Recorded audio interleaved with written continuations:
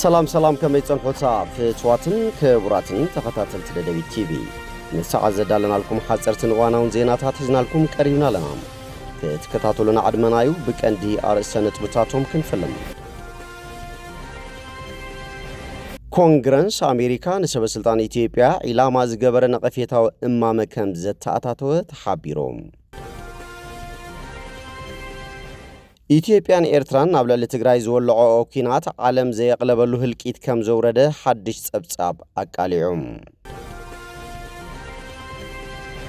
ሸውሃት ስልጣን ሓይልታት ክሕደት ንምርዋይ ዝኽፈል መስዋዕቲ ከበቅዕ ኣለዎ ክብል ቢሮ ሰላምን ጸጥታን ትግራይ ሓቢሮም ኣብ ከተማ ውቕሮ ናብ ሎማዓንቲ ዘውግሕ ለይቲ ሓደጋ ባራዕ ሓዊ ከም ዘጋጠመ ፖሊስ እታ ከተማ ኣፍሊጦም ጾታታት ኦሎምፒክ ሓጋይ ኣብ ዝተቃረበሉ እዋን ናብ ልዕሊ መርበብ ባቡር ሰሜን ጣልያን መጥቃዕቲ ተፈጺሙ ናብ ዝርዝሩ ሰጊርና ኣለና ምስ ዕለታዊ ዜናታት ቢንያም ሓድሽ ሰናይ ምክትታል ኮንግረስ ኣሜሪካ ንሰበስልጣን ኢትዮጵያ ኢላማ ዝገበረ ነቐፌታዊ እማመ ከም ዘተኣታተወ ተሓቢሮም ኣብ ዝሓለፉ ዓመታት ኣብ ትሕቲ ፖለቲካ ኢትዮጵያ ዝፍጸም ዝነበረ ገበናት ምጽናት ዓሌትን ህልቂት ንጹሃትን ሕጂ ኣብ ሓድሽን ዘሰንብድን መድረኽ ምብጽሑ ተገሊጹሎም ኣህጉራዊ ሕጊ ኣብ ዙርያቶም ንዓመታት ሰባት ክቐትሉ ዝጸንሑ ወሰንቲ መራሕቲ ኦህዴድ ብልጽግና ጠመተ ገይሩ ኣብ ልዕሊ ጆኖሳይደራት ውሳነታት ክሕልፍ ኣብ ናይ መወዳእታ ደረጃ ምብጽሑ ሸሊኾም ዝወፁ ሓበሬታታት የመላኽቱ እቲ እማመ HRES 937 ብኮንግረስ ኣሜሪካ ዝተኣታተወ ግሎባል ማግኔቲስኪ ኣክት ንዝብል ኣብ ኢትዮጵያ ብዝተፈጸመ ዘዝካሕኪ ገበናት ተሓተቲ ናብ ሕጊ ንምቕራብን ዝሰረቕዎ ንብረት ንምዕጋትን ዝዓለመ ምዃኑ ድማ ተገሊጹ እዚ ብመበል 119 ጉባኤ ሕቡራት መንግስታት ኣሜሪካ 2025-2026 ዝተኣታተወ ኣገዳሲ ውሳነ ተራ ፖለቲካዊ መግለጺ ዘይኮነስ መንግስቲ ኢትዮጵያ ብፍላይ ገዛኢ ውድብ ብልጽግና ኣብ ልዕሊ ዜጋታቱ ዝፍጽሞ ዘሎ ምጽናት ዓሌት ምግሃዝ ሰብኣዊ መሰላት ዞባዊ ዘይምርግጋዕ ደው ንምባል ዝተዳለወ ሕጋዊ ሰነድ እዩ ዝብል ኣብዚ ሕጋዊ ቅርፂ ዝተኻተቱ ገበናት ንዓለም ዘሰንበዱ ኮር ኢንተርናሽናል ክራይምስ እዮም ምጽናት ዓሌት ብፍሉይ ንህዝቢ ትግራይን ኣምሓራን ዕላማ ዝገበረ ስርዓታውን ዝተዋደደን መጥቃዕቲ ከቢድን መደንገጽን ምዃኑ ዝወፁ ዘለዉ ሓበሬታታት የመላኽቱ ብተወሳኺ ገበናት ኣንጻር ሰብኣውነት ፖለቲካዊ ቅትለት መጥቃዕቲ ሰብ ኣልቦ ነፈርቲ ከምኡውን ምምዝባል ሲቪላት ገበናት ውግእ ንጹሃት ሰባት ኮነ ኢልካ ዕላማ ምግባርን ንጥሜት ከማጽዋር ውግእ ምጥቃምን ዝብሉ ክስተታት ይርከብዎም እዚ ጉዳይ ኣብዚ ከይተዛዘመ እዚ ሕጊ ኣብ ግብሪ ምስ ወዓለ ውጽኢቱ እንታይ ክኸውን ይኽእል እቶም ሓለፍቲ ኣብ ናይ ወጻኢ ባንክታት ዝተቐመጠ ዶላር ብኸመይ ክዕፀ ይኽእል ስለምንታዩ ትእገዳ ንኣንስቶምን ደቆምን ከይተረፈ ዝሓውስ ዝብሉ ቀጻል ዝረኣዩ ነጥብታት እዮም ኢትዮጵያን ኤርትራን ኣብ ልዕሊ ትግራይ ዝወልዖ ኩናት ዓለም ዘየቕለበሉ ህልቂት ከም ዘውረደ ሓድሽ ጸብጻብ ኣመላኺቱም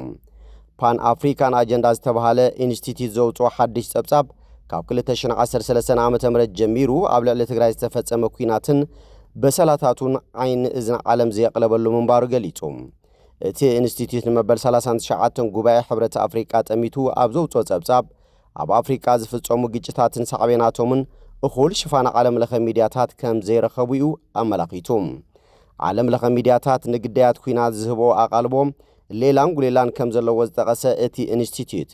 ዛንታታት ግዳያት ኩናት ትግራይ ዝረኸብዎ ትሑት መጠን ሽፋን ሚድያ ከም ኣብነት ኣልዒሎም ኢትዮጵያን ኤርትራን ኣብ ልዕሊ ትግራይ ኩናት እንተካይዳ ዘጋጠመ መጠን ሞት ኣብ ቃዛ ፍልስጤም ካብ ዝተረኣየ መጠን ሞት 10 ኢድ ዝበዝሕ ምዃኑ ብምዝኻር ብሚድያታት ዓለም ዝረኸቡ ኣቓልቦ ግና ካብ ናይ ቃዛ ብሳን ሓደን ሚእታዊት ዝነኣሰ መንባሩ ኣነጺሮም ሚድያታት ዓለም ኣብ ሓደ መዓልቲ ውሽጢ ንግዳያት ኩናት ቃዛ ዝምልከቱ 58.5 ዛንታታት ከም ዘቃልሓ ዝጠቐሰት ጸብጻብ ንግዳያት ኩናት ትግራይ ዝጥምቱ ዛንታታት ግና ባዶ ነጥቢ 96 ወይ ከዓ ትሕቲ ሓደ ጥራይ የቕርባ መንባረን ኣቃሊዑም እተን ሚድያታት ኣብ ሓደ መዓልቲ 19.4 ንግዳያት ኩናት ዩክሬን ዝድስሱ ዛንታታት ንተኸታተልተን ከም ዘቕረባ እውን ኣመላኺቱ ኩናት ኣብ ሃገራት ቻድ ሱዳንን ዴሞክራቲክ ሪፐብሊክ ኮንጎን እንትካየድ ዝነበረ ሽፋን ሚድያታት ዓለም እውን ኣዝዩ ትሑትን ክቱር ሚዛናውነት ዝተረኣየሉን ምንባሩ ኣፍሊጦም ኣብ ኣፍሪካ ካብ 2004 ክሳብ 2024 ቋጽራ ፈረንጂ ኣብዘለው 10 ዓመታት መጠን ምስኩናት ዝተኣሳሰር ሞት ብ841 ሚእታዊ ምውሳኹ ዘዘኻኸረ ትጸብጻብ ካብ 2004 ክሳብ 2008 ነቆጻጽር ኣውሮፓ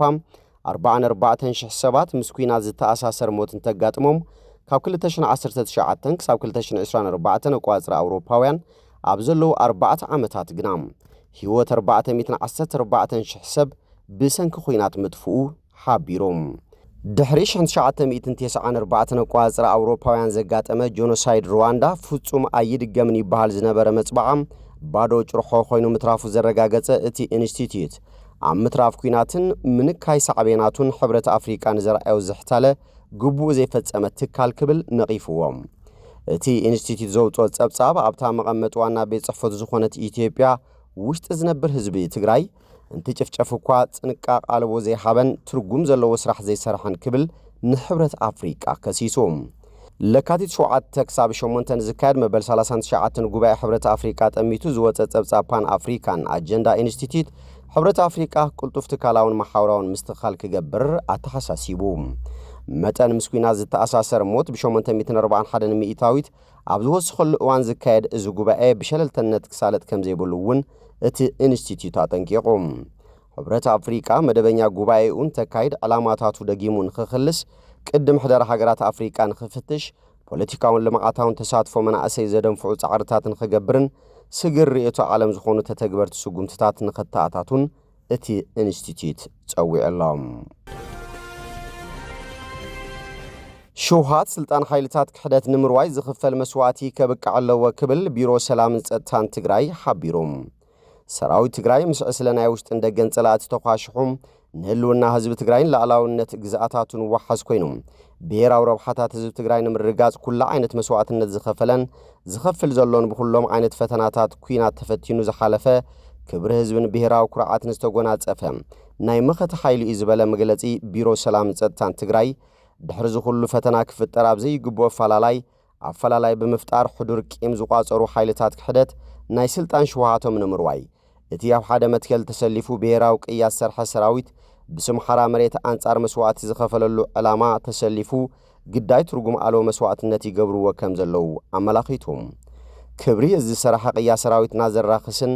መጻኢ ብሄራዊ ዕድልና ከቕህም ተወጢኑ ዝተሃቀነም ናይ ጸላእቲ ተኽታኹ ተግባር ከይተጸባጸብና ዋላ እኳ ክኽፈል ዘይግብኦ መስዋዕት እናኸፈልናን ገደቡ ዝሓለፈ ትዕግስቲ ጌርና ከም ህዝቢ መንግስቲ ይኹን ሰራዊት ውሽጢ ጉዳያትና በቲ ክቡር ያታው ኣፈታት ሓጎን ጸቢልካ እቲ ጸገም ንምእላይ ብመራሕቲ ሃይማኖት ብዓበይቲ ዓድን ኣቦ ገረባትን ብልዝብ ንምፍታሕ ብዙሕ ግዜ እኳ እንተጸዓርና ክሰምረ ይከኣለን ዝበለት ቢሮ ተልእኾ ጸላእቲ ተቐቢሉ ውልቃዊ ቁጣዊ ረብሖኦም ብዘቐደሙን ንደመኛታት ጸላእትና ደጀን ብዝገበሩ ውሑዳት ነበር ፖለቲካውያን ወታደራውያን መራሕቲ ትግራይ ነቲ ጉዳይ መኣዙን ወስሒቶምን ናብ ጎንፂ ከምርሕ ገይሮምን ትግራይ ሕጂ እውን ግዳይ ዘይተደለየ መስዋዕቲ ክትከውን ይገብርዋ ከም ዘለው ጠቒሶም እዚ ሕጂ ዝኽፈል ዘሎ ትግራዋይ ዘየድሕን እኳ ደኣስ ብሄራዊ ጥፍዓት ዘስዕብ ከንቱ መስዋዕቲ ከብቅዕ ዘለዎን ውሽጣዊ ጉዳይ ትግራይ ብውሽጣዊ ፖለቲካዊ ልዝብን ያታው ኣፈታት ሓጸገምን እምበር ብኣፈሙዝ ከም ዘይፍታሕ ናይ ትማልን ናይ ሎምን ጽባሕን መትከላዊ እምነትና ምዃኑ ፈታውን ጸላእን ክፈልጠልና እንደሊ ክብል ሓቢሮም እዚ ጸገም ንምፍታሕ ክሳብ ሕጂ ብኽቡራት ኣቦታት ሃይማኖት ኣቦ ገረባትን ዓበይቲ ዓድን ዝተገበረ ጻዕርና ንኣድና ንቐጻሊ እውን ብዝገጥሞም ፈተናን ዕንቅፋታትን ከይረብረቡ ኣብ መንጎ ሓደ ህዝቢ ዝፍጠር ዘሎ ምድማይ ንኸብቅዕ ጻዕሮም ንኸበርኹ እናጸዋዕና እዚ ልዝብ ንምድጋፍ ቢሮ ሰላምን ጸጥታን ትግራይ ልዕሊ ፍርቂ መንገዲ ተጓዓይዙ ከም ዝድግፍ ድማ ኣፍሊጡሎም ኣብ ከተማ ውቕሮ ናብ ሎማዓንቲ ዘውግሕ ለይቲ ሓደጋ ባርሓዊ ከም ዘጋጠመ ፖሊስ እታ ከተማ ኣፍሊጦም ቤት ጽሕፈት ፖሊስ ከተማ ውቕሮን ድምፂ ወያነ ትግራይ ከም ዝሓበሮም እቲ ዘጋጠመ ሓደጋ ባርሓዊ ናብ ባሕቲ ለካቲት 2018 ዓ.ም ዘሰጋግር ሰዓት 6 ናይ ለይቲ ኮይኑ ኣብ ከባቢ መዕርፎ መኻይን እታ ከተማ ድማ ከም ዘጋጠመ ኣፍሊጡሎም በቲ ዘጋጠመ ሓደጋ ባርሓዊ ናይ 11 ነጋዶ ሃፍቲ ሓደጋ በጽሕወሎ ዝበለ ቤት ጽሕፈት ፖሊስ ከተማ ውቕሮም ኣካላት ጸጥታ ነቲ ሓደጋ ባርሓዊ እንተዘይከላኸልዎ ነይሮም ናብቲ ከባቢ ተዛሚቱ ዝኸፍአ ጥፍኣት ከስዕብ ከም ዝነበረ ኣፍሊጡሎም መንቀልቲ ሓደጋን ኣብ ንብረት ዝበጽሐ ጉድኣትን ይጻረይ ብምህላው ድማ ዝተበጽሐ መደምደምታ ኣብ ቀረባ ዕላው ከም ዝገብር ኣፍሊጦም ጸወታታት ኦሎምፒክ ሓጋይ ኣብ ዝተቃረበሉ እዋን ኣብ ልዕሊ መርበብ ባቡር ሰሜን ጣልያን መጥቃዕቲ ተፈጺሙ ብሰንኪ እዚ ድማ ኣብቲ ዞባ ኣብ መገሻታት ከቢድ ምዝንባዕ ከም ዘሰዓበ ሰመዝ ገሊጾም ፖሊስ ምስቲ ጸወታት ምትእሳር ኣለዎም ኣብ ዝበሎም መስመራት ባቡር ዕንወት ዘሰዓቡ ሰለስተ ዝተፈላለዩ መጥቃዕትታት ከም ዝተፈጸሙ ሓቢሩሎም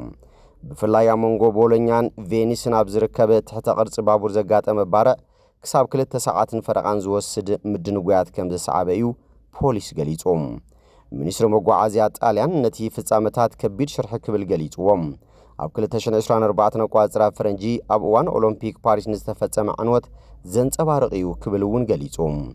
ፖሊስ ኣብ ጥቓ ፔሳሮ ኣብ ገማግም ባሕሪ ኣድሪያቲክ መቐየር መንገዲ ባቡር ከም ዝተቃጸለ ሓቢሩ ድሕሪ እውን ኣብ ጥቓ ቦሎኛ ዝተቆረጹ ገመዳት ኤሌክትሪክን ነታጉን ምርካቡ ሓቢሩሎም መደበር ባቡር ቦሎኛ ዓብይ ማእኸል መጓዓዝያ ኮይኑም ንከተማታት ሰሜንን ደቡብን ከምኡውን ካብን ናብን ምብራቕን ምዕራብን ሃገር ዘራኽብ መስመራት የጠቃልል ምክትል ቀዳማይ ሚኒስትርን ሚኒስትር ትራንስፖርት ማቴዎ ሳልቪኒ እዚ ተራእይ ዘይፈልጥ ዕቱብ ተግባራት ብዝኾነ ይኹን መንገዲ ጣልያን ኣብ ዓለም ዘለዋ ጸወታታት ዝያዳ ኣገዳስን እወንታውን ክኸውን ዝገብር ምስሊ ዝጸሉ ኣይኮነን ኢሉ